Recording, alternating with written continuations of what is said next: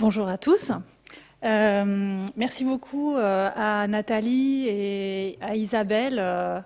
pour l'organisation de ces deux très belles journées, de m'avoir confié aussi la présidence de cette session des byzantinistes. Donc j'ai le plaisir de vous présenter, que vous connaissez déjà, Ioanna Rapti, qui est directrice d'études en histoire de l'art et archéologie du monde byzantin et de l'Orient chrétien à l'EPHE. Elle est spécialiste des manuscrits byzantins et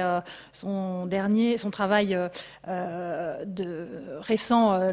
qui constitue un élément de son dossier d'habilitation, concernait un atelier de cours à la fin du XIIIe siècle.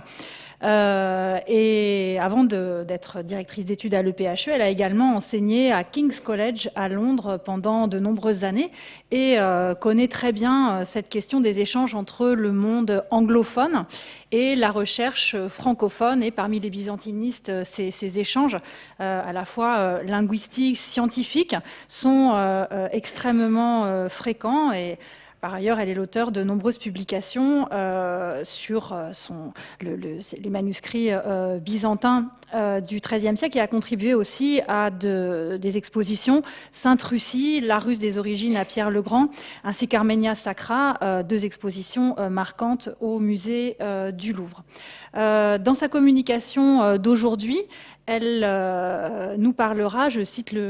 son titre, « Les autres dans la géographie de l'art médiéval outre-Atlantique, Byzance, Orient chrétien, Levant ». Et je lui donne sans plus attendre la parole.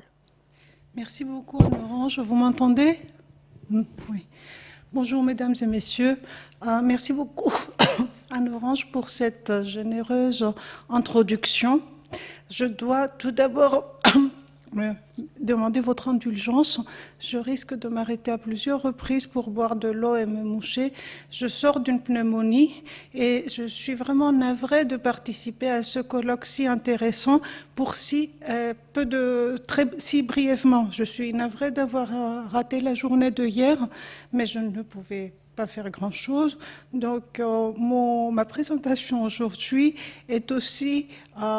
loin de ses ambitions initiales et j'espère du moins que je vais pouvoir arriver jusqu'au bout parce que ça m'arrive souvent d'étouffer et l'avantage est que je serai très probablement un peu plus brève que prévu et que d'habitude. Je pense aussi que tout le monde comprend suffisamment le français, donc je ne vais pas faire la même erreur de m'adresser en France en anglais, mais je serai ravie de répondre à des questions dans les deux langues. Dans un premier temps, permettez-moi de sortir rapidement du créneau chronologique qui est celui des 40 dernières années pour revenir à l'essor de l'histoire de l'art byzantin au début du XXe siècle.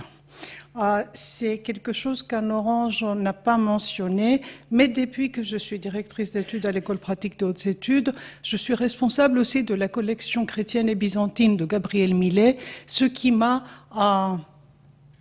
conforté dans une voie parallèle d'historiographie et d'archivistique que j'avais déjà effleurée par le passé avec Thomas Whitmore, dont vous voyez ici,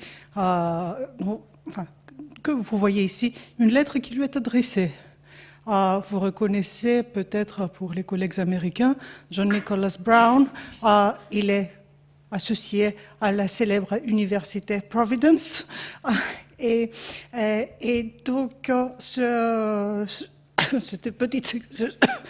petit extrait nous amène au début du XXe siècle, peu avant la Seconde Guerre mondiale, et au mode de vie des connoisseurs, des chercheurs et des intéressés par l'art byzantin et par l'art médiéval. Le bateau, l'Alik Glassalzer, ça fait rêver et ça nous propulse à une autre époque. C'est une époque où l'Atlantique est, je dirais, un connecting ocean. La curiosité intellectuelle des esthètes du cercle de Boston dont fait partie Thomas Whitmore avec sa complice Isabella Stewart Gardner. Et la curiosité pour l'Orient trouve satisfaction sur les marchés et les salons du vieux continent,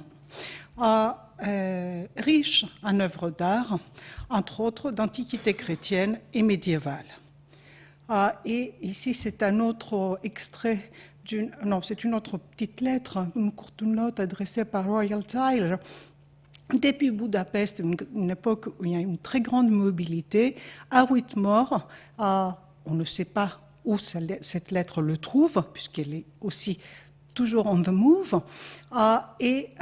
vous voyez le genre d'échange intellectuelle et curieuse entre différents spécialistes ou connoisseurs. La correspondance de Thomas Whitmore est d'ailleurs en ligne aujourd'hui sur le site du Collège de France, donc accessible pour études et citations. Je ne vais pas m'étendre ici sur le modernisme et sur le rôle déterminant pour l'appréciation, son rôle déterminant pour l'appréciation de l'art byzantin, outre les travaux récents de Rémy Labrusse, de Robert Nelson, pour ne citer que quelques-uns, et l'ouvrage récent marquant, édité par Roland Bettencourt et Maria Taroutina, je souhaiterais mentionner, à propos du modernisme, et ça c'est peut-être moins connu, l'exposition sur les broderies de tradition byzantine de Roumanie, actuellement au musée du Louvre, qui apporte accessoirement un éclairage documentaire fort intéressant sur la dimension mondaine de l'art chrétien. Les deux bouts de l'exposition, vous en envoyez un ici, avec la remise à la Roumanie de la bannière d'Étienne le Grand, au fond, prise par la France au mont Athos dans le contexte de la Première Guerre mondiale, une remise qui se fait lors d'une cérémonie solennelle en Sorbonne, avec le dossier administratif qui va avec tout autour, et de l'autre côté, le catalogue de l'exposition d'art roumain ancien et moderne, tenue en 1925 à la Galerie du Jeu de Paume. Ces deux bouts de l'exposition, avec leurs accompagnements documentaires, illustrent les dimensions complémentaires, mondaines, politiques et savantes de l'art byzantin et de la tradition byzantine au début du XXe siècle et au moment de l'émergence de cette discipline. La synergie entre savants, connoisseurs et esthètes culmine avec l'exposition de l'art byzantin bien connu au musée des arts décoratifs en 1931. C'est alors que la conjoncture européenne, avec la montée du nazisme, renverse le sens du mouvement de la migration intellectuelle. Au lieu de connecting ocean, on a un océan qui amène les intellectuels européens outre-Atlantique. Le seul cas de byzantiniste français, et ce mouvement concerne surtout l'Europe centrale, l'Allemagne, l'Autriche. Le seul cas de byzantiniste français, qui est française d'ailleurs, établie outre-Atlantique dans ses créneaux chronologiques, n'est pas une fuite politique, mais plutôt une émigration économique ou une émigration académique, même si Mademoiselle dernière session, Stirarpi dernière session, que vous voyez à la gauche de Gabriel Millet sur cette photographie, n'avait pas vraiment besoin de son gagne-pain, mais elle avait besoin d'opportunités de carrière universitaire plus souples, plus nombreuses aux États-Unis qu'en France, où une certaine méfiance à l'égard des femmes était encore très forte. Jusqu'à la Seconde Guerre mondiale, l'art byzantin, alors en train de se constituer comme discipline, bénéficie de la motivation américaine, des avancées sur les grands chantiers tels d'Ouraéropos et Antioche. Force est de constater cependant que les fondements intellectuels de l'histoire de l'art byzantin sont l'érudition et les langues du vieux continent, pour ne pas dire du vieux monde, allemand, russe, grec, tchèque. Au lendemain de la guerre, l'étude de l'art byzantin prend un nouvel essor. Et là, c'était encore un close-up sur Stirarpi dernière session que nous reverrons tout à l'heure. Un nouvel tournant avec André Grabar, professeur à l'école pratique et au Collège de France. André Grabar, connu de tous, incarne la transition entre deux mondes, celui de monde et deux temps du XXe siècle. Formé en Russie impériale, il fuit la Révolution en passant par la Bulgarie où il reste 3 ans, émigre en France et donne une impulsion nouvelle à l'étude de l'héritage byzantin. Celle-ci se distingue par l'attention portée au Proche-Orient, aux origines, aux sources juives de l'art chrétien, attisées ou confortées davantage par une sorte de culpabilité intellectuelle diffuse au lendemain de la Seconde Guerre mondiale, et par la mise en perspective constante avec l'Occident, concrétisée, entre autres, par les cahiers archéologiques, dont l'apparition en 1945 continue aujourd'hui sous la direction de Jannick Durand et avec mon concours. Et avec beaucoup plus de difficultés d'avoir des articles en anglais, à part comme lingua franca venue de l'Est. Les volumes de cahiers et plus tard les publications de la Bibliothèque des cahiers archéologiques permettent de constater un dialogue permanent entre les continents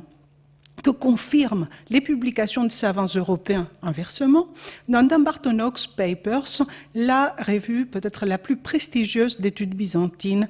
aux États-Unis. Toujours est-il, et c'est là mon ressenti personnel, ça n'engage que moi, il s'agit plutôt d'une marche parallèle que d'une véritable synergie. Dans les deux cas, une réflexion positiviste, une quête de l'origine assortie d'une intention diffusionniste se voit dans une série de monographies, nombreuses à paraître dans les années 60, de part et d'autre de l'Atlantique. Cependant, seule la monographie d'Anthony Katler sur les psautiers aristocratiques à Byzance marque un véritable croisement dans les milieux intellectuels et, bien qu'en anglais, suit les modèles des publications monographiques en français dans la même collection de la Bibliothèque des cahiers archéologiques. Publiée en 1984, cette monographie, encore essentielle aujourd'hui, nous amène à la quarantaine qui est au cœur de cette enquête, qui est au cœur de l'enquête de cette rencontre, et marque un peu une sorte de champ de signe de cette marche parallèle dans les études byzantines des deux côtés, sur les deux continents.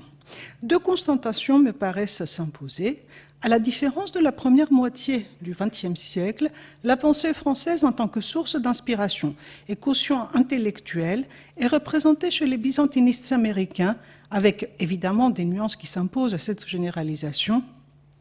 avec de références nouvelles, de moins en moins en histoire de l'art, et avec en tête, et sans surprise, désormais, les travaux de Roland Barthes et Michel Foucault, cités à partir de leur traduction en anglais, et parfois on peut aussi soupçonner à partir des guides à l'œuvre de Roland Barthes et Michel Foucault. Cet usage, l'usage de ces travaux de référence, est certes moins fréquent du côté français, je parle toujours des études byzantines, d'histoire de l'art byzantin, et il semble souvent, du côté français et francophone, une sorte de contre-prêt stimulé par la lecture de la littérature anglo-saxonne, mais signale l'intention toujours d'une ouverture méthodologique et rhétorique. Deuxième constatation, c'est que, alors que progressivement l'aura mondial de la France au sein des études byzantines se reconfigure, pour le dire le plus gentiment, et met relativement de côté l'art byzantin, Paris reste un centre majeur pour l'étude de l'histoire de l'art byzantin grâce aux collections de la Bibliothèque nationale et des musées nationaux, collections repartis majoritairement entre le musée du Louvre, le musée de Cluny et le cabinet des médailles, incontournable destination des spécialistes d'art byzantin, les Américains étant particulièrement favorisés par un système universitaire qui leur permet des longs séjours en Europe de recherche. L'inégalité, et c'est ce jour dont souvent on s'en rend compte en passant, sont de moins en moins ou relativement peu liés à des échanges universitaires. L'inégalité des collections porte préjudice à certaines œuvres isolées au-delà de ces grandes destinations ou celles de collections régionales. Si la bibliographie sur les objets d'art ou sur les manuscrits enluminés croît constamment en référence anglo-saxonne, il faut se rendre à l'évidence d'un écart considérable entre les approches respectives, avec souvent une absence regrettable de la bibliographie française ou utilisée de seconde main, de travers ou par correction éditoriale, c'est-à-dire sans être lue. Le bel ouvrage de Charles Barber sur le psautier de Théodore l'emporte largement sur la monographie de Sir Harpy de Necessian, bien que les deux ouvrages soient complémentaires. Et plus récemment, et de plus en plus souvent, on le voit, ces références essentielles et savantes, concurrencées par des articles plus facilement accessibles sur différentes plateformes et évidemment par le site de la British Library, qui est la source la plus facile et la première d'information. Cette dernière constatation et doléance permet de revenir au cœur du sujet sur les géographies académiques et de nouveau sur Sir Harpy, dernière session. Savante entre deux continents, évoquée plus haut comme émigrée académique aux États-Unis, Mademoiselle Dernière Session fait toute sa carrière jusqu'à son départ à la retraite, il fait toute sa carrière aux États-Unis, jusqu'à son départ à la retraite en 1963, qui la ramène au 16e arrondissement de Paris, pivot de nombreux voyages de recherche jusqu'à son âge avancé, jusqu'à un âge avancé où elle a arrêté, où elle s'est concentrée sur l'ouvrage que vous voyez ici, paru à titre posthume. Sa vaste culture, son réseau américain, construit déjà avant son départ aux États-Unis, donc avant 1936, lorsqu'elle assistait à Gabriel Millet à la photothèque, et où elle retournera à titre d'expert à sa retraite et à titre de bénévole. Et surtout, son autorité de professeur à Harvard et de directrice de Dumbarton Oaks marque profondément les études byzantines américaines. La part égale entre l'étude des manuscrits enluminés grecs et arméniens dans son œuvre, l'ouverture sur l'ensemble des études arméniennes, propose une recherche entre deux continents, ancrée dans la tradition formaliste du milieu du XXe siècle, mais forte d'un effort de contextualisation historique et philologique, dans le cadre de l'époque évidemment, et notamment pour le matériel arménien. Si la méthode et le travail de Sir Harpy Dernière Session sont aujourd'hui souvent objets de critique, voire de jugement dépréciatif, la critique historiographique ne les a guère déconstruits, comme c'est le cas de la méthode Weizmann. L'ouvrage posthume que l'on voit ici, qui, je suis sûre, n'est pas inconnu de la plupart d'entre vous, reste toujours la référence la plus utilisée, la plus commode pour l'iconographie des manuscrits enluminés du XIIIe siècle en Méditerranée orientale, dans les États latins du Levant, et ce qui nous introduit dans une nouvelle ère d'enquête, celle des études des croisades et de l'art des croisés. Avant d'en parler, il convient d'évoquer cependant brièvement une tradition durable instaurée entre autres grâce à l'action de Dernière Session à la plus haute institution des études byzantines à Dumbarton Oaks. Elle a été elle est matérialisée par la publication en 1991 de l'ouvrage de Thomas Matthews, Armenian Gospel Iconography, The Tradition of Glagor Gospels, ou encore par la direction aux études byzantines, dans la même institution, par Robert Thompson, spécialiste de philologie arménienne. En 1979, le symposium Syria and Armenia in the Formative Period, le seul à un tel sujet dans l'histoire de Dumbarton Oaks, reflète par son panel de contributeurs un milieu de chercheurs des États-Unis et de l'Europe convergeant vers l'Est de Byzance, tandis que l'accueil relativement fréquent d'études sur le Caucase dans Dumbarton Oaks Papers, encore aujourd'hui, semble prolonger cette tradition qui place le monde arménien au cœur des études byzantines. Pour conclure avec Dumbarton Oaks et la French Connection, il est difficile de faire la part entre la force de la tradition et l'action ou le rayonnement d'individus, comme dernière session Robert Thompson, qui ont permis de maintenir des échanges entre la France et l'Amérique du Nord, ou entre l'Europe et l'Amérique du Nord, même si l'influence réciproque sur le plan de la méthodologie et de la théorisation des analyses reste en réalité extrêmement limitée. Ce dernier exemple est l'ouvrage... Un dernier exemple est l'ouvrage collectif et interdisciplinaire issu d'un symposium de Dumbarton Oaks sous la houlette de Cécile Morisson, conseillère numismatique auprès de cette institution pendant plus d'une dizaine d'années. L'ouvrage réunit de contributions d'archéologues et d'historiens de l'art, ainsi que des historiens, sur un temps long, une collaboration possible grâce à l'organisatrice plutôt qu'à la connivence méthodologique des auteurs. Dans la géographie savante de l'histoire de l'art byzantin, à la charnière avec l'art médiéval de l'Occident ou l'art médiéval tout court, Crusader Art est un domaine intéressant par sa réception si variée et mitigée entre les deux continents. La production manuscrite du royaume de Jérusalem et d'Acre, centre où orientaux et latins se croisent, est un domaine privilégié outre-Atlantique, avec les travaux déjà dans les années 50 de Hugo Burtal, Jaroslav Folda, Daniel Weiss plus récemment et Liza Mahoney. Et force est de constater la faible réciprocité, si ce n'est que l'apport de ces travaux à la toute jeune génération de chercheurs français, comme Geoffrey Meyer-Fernandez, doctorant à Aix-en-Provence, spécialiste de la culture des commanditaires en Chypre lusignan, mais dont le travail dépasse naturellement le cadre franco-américain. Et il est plutôt franco-chypriote et franco-européen, même si sa méthodologie est largement tributaire à ses travaux croisés anglo-saxons. Au cours du XXe siècle, et ces dernières décennies, les changements survenus dans les mondes académiques de chaque continent ont rapidement et durablement modifié la carte académique, les moyens et les réseaux.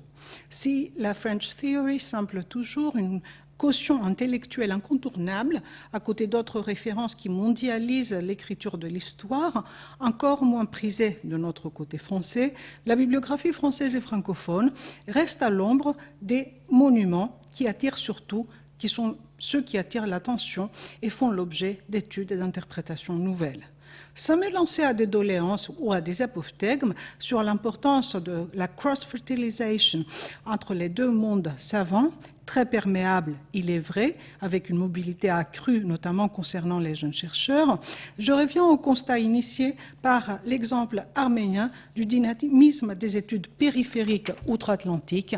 même si leur représentation dans l'enseignement universitaire reste aussi relativement marginale. L'art copte, l'art syriaque, l'art slave et russe constituent autant de domaines prioritaires en première ligne dans les développements nouveaux en termes des travaux de terrain et d'exploitation de nouvelles technologies. En même temps, cette vitalité contribue à renforcer l'interdisciplinarité interne en l'histoire de l'art et un nouvel élargissement de l'histoire de l'art du monde byzantin vers ou avec le monde de l'islam, turc, arabe ou mongol. Au-delà des approches traditionnelles d'examen juxtaposé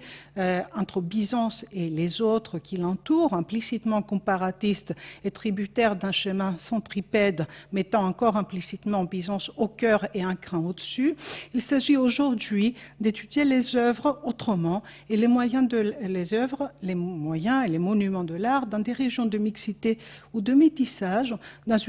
la dynamique des micro-histoires régionales en perspective avec une histoire globale où les lignes de démarcation religieuse ou étatique tendent à s'estomper. Cette évolution n'est pas une avancée pure des études byzantines américaines, mais plus générale du monde anglo-saxon. Je conclurai avec un exemple limpide, beau et personnel, une merveilleuse illustration du potentiel conceptuel américain et de sa matérialisation. Le projet Crossing Frontiers, c'est pas très lisible parce que je copiais le site, mais j'ai une autre diapositive, financé, le mot magique, par The Getty Fund. L'institution, en son nom magique, a rendu possible un projet invitant pour la première fois à une véritable communion des jeunes chercheurs à l'héritage et au présent archéologique de la Méditerranée sur 2 volets différents, les croisades et l'Anatolie du XIIIe siècle. Ayant la chance de participer à ce dernier et à la session commune qui a réuni les 2 projets à Londres en 2017, je tiens à faire part d'une formidable expérience académique, archéologique et humaine.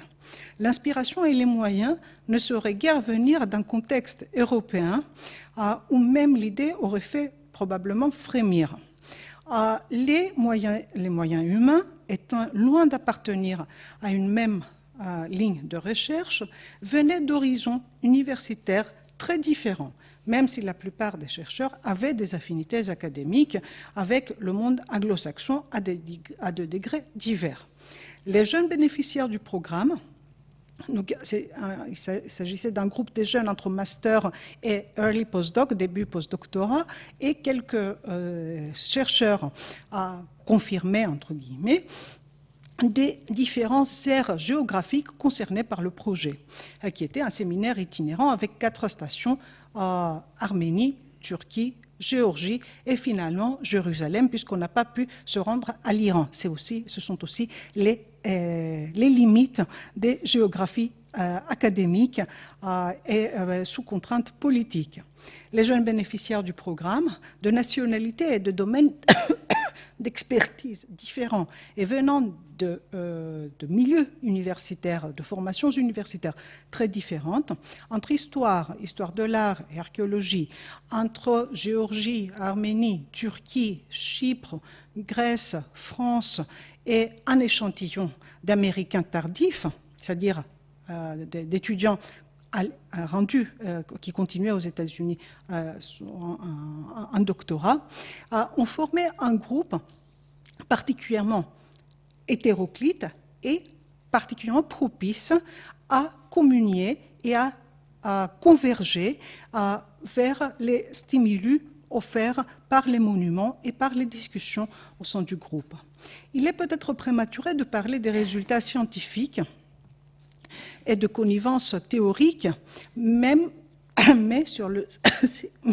site internet mis en place pendant les intervalles de nos voyages rend compte à la fois de la communion et des échanges sur le plan de chaque domaine et du cadre théorique qui a progressivement soudé l'expérience sur les sites, nous amenant aux grandes questions de l'histoire de l'art telles que la perception du passé, l'identité, le centre et périphérie, patronage et gender. Entre les échanges privilégiés et fructueux des débuts du XXe siècle, l'épicentre des études byzantines, y compris pour l'histoire de l'art, n'est plus fixe en Europe, mais consiste à une constellation d'institutions universitaires et patrimoniales qui forment avec leurs pendants américains le théâtre d'une histoire de l'art byzantin amené à revisiter les cadres traditionnels et s'intéressant aussi bien à la dimension globale qu'à l'échelle régionale, aux grands tournants qu'aux épisodes, aux puissances qu'aux individus. Les franges orientales du monde byzantin en sont un excellent pilote. Je vous remercie.